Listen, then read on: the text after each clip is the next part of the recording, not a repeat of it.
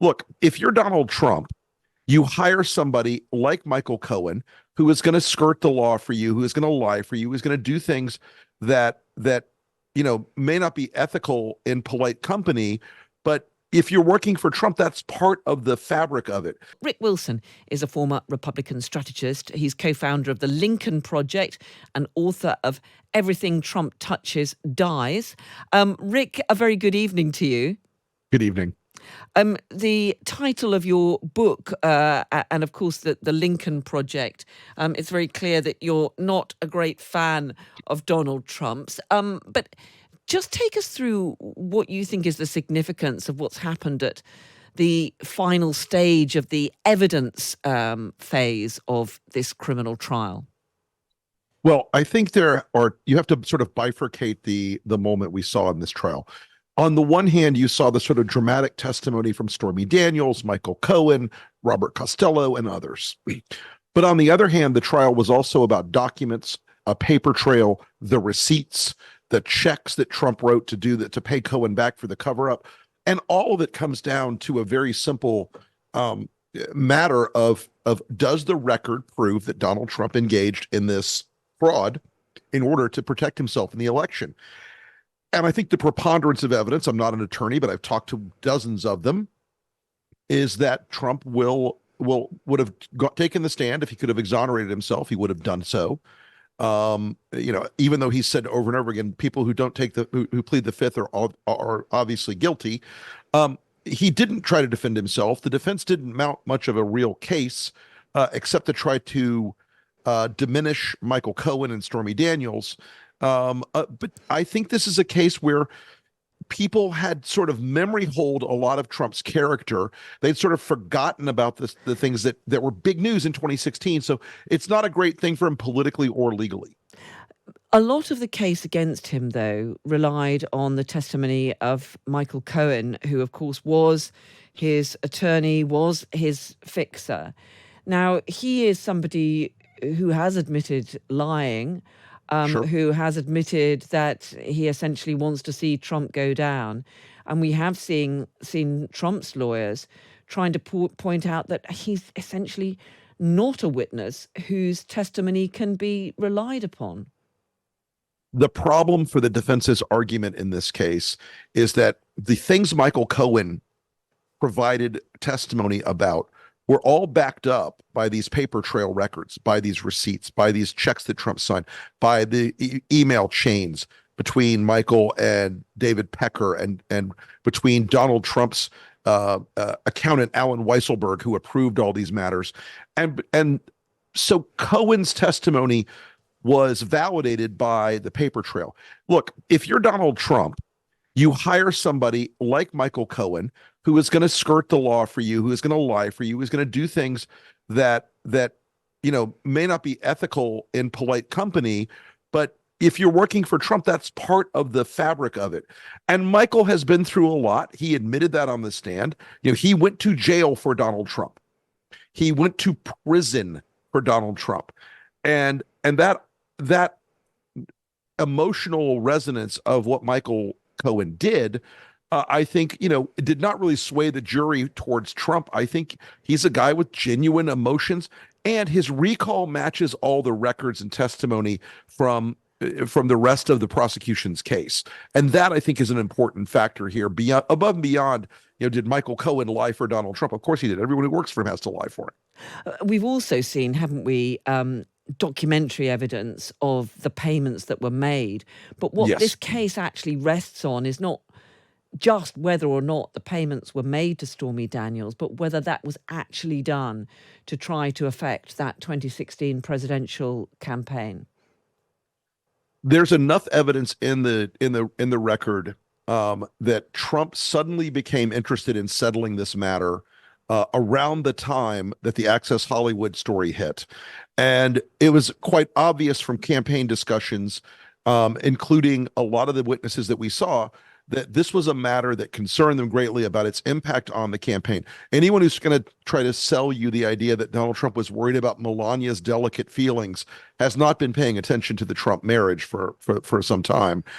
This was about protecting and preserving his political position because he didn't want to have, further damage to exacerbate what had already happened because of the Access Hollywood revelations. Clearly, Donald Trump is very frustrated at this campaign, which is this case, which is keeping him off the campaign trail day after day. And he makes that clear every time he walks in or out of the court. But it doesn't at the moment seem to be damaging his prospects, does it? I mean, we've seen figures suggesting that he's raising more money than Joe Biden and that he's ahead in some of those key swing states where the election will be decided. Donald Trump is ahead in a number of states. The national election numbers are kind of an illusion, so you have to wash those out a little bit. We look at the swing states where Trump still has an advantage in a number of the swing states, but we also understand that this is an election that will be decided late as people engage. A lot of Americans are just exhausted by the thought of a Trump Biden matchup again. They haven't fully engaged yet.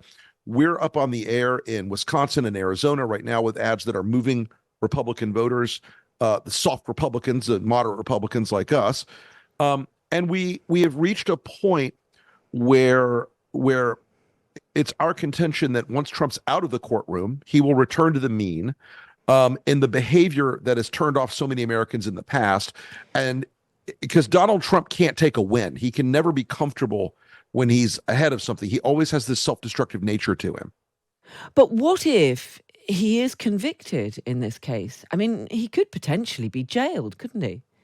He could be. He could be. Look, I don't know any better than anyone else um, uh, how the Secret Service would manage that particular outcome.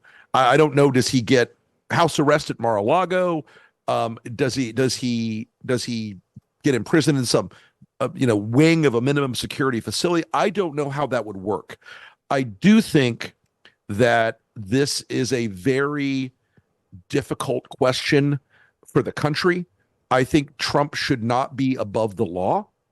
I think that idea that Donald Trump should in any way be protected from the consequences of his actions is a very difficult and very problematic question. People listening to this here in the UK might be amazed that you, as you describe yourself, a Republican, is actually organising ad campaigns against Donald Trump. I mean, he is the Republican candidate.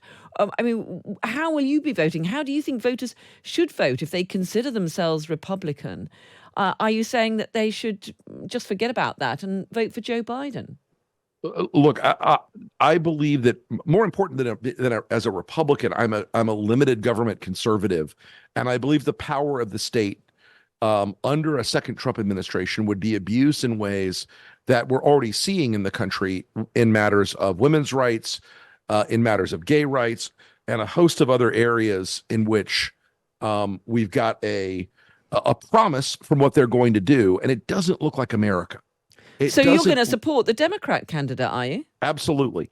Look, I can disagree with Joe Biden on 100 different points. I can disagree with Joe Biden in policy matters all the time, but the idea that Donald Trump is not a proximate danger to the future of America as a constitutional republic is something I find really easy for me to say that my policy differences with Joe Biden end at the most critical policy of all, which is that the Constitution, the rule of law, the ideal of America, and our founding principles should not be thrown out easily. And look, I would love for there to be a center-right party in America that was based on the Constitution, the rule of law, free markets, individual liberty. But right now, there isn't one. And so that's why I'm supporting Joe Biden. Now, let me just ask you about another aspect of this. As if Donald Trump needed a little bit more publicity, we've now got this biopic, this film, charting his rise as an upstart real estate businessman. The Apprentice. It's premiered at the Cannes Film Festival. Right. Apparently, the critics thought it was great. But his campaign team are absolutely furious about it. You know, Donald Trump's history with Roy Cohn is an area that most Americans have no clue about. And Roy Cohn may not be a household name in the United Kingdom, but Well, he explain who was. this is. Yes. Roy Cohn was an attorney who counseled Joseph McCarthy during the 1950s McCarthy Army hearings, in which he was hunting alleged imaginary communists throughout the government. Now, Cohn was essentially thrown over the cliff, remade himself as a sort of provocateur, fixer, lawyer, um, you know, and bad actor, generally speaking, in New York after that. He met Trump in the 1970s because he had done some work for Trump's father, Fred Trump, and saw in Donald Trump the kind of amoral, unethical, post-truth environment. And a lot of the things that Roy Cohn taught Trump: never apologize, never back down on a point. If someone attacks you, attack them back 100 times more. All those things are portrayed apparently in this film, which I am told, I've also heard from someone who saw it at con directly and said it will drive him out of his mind.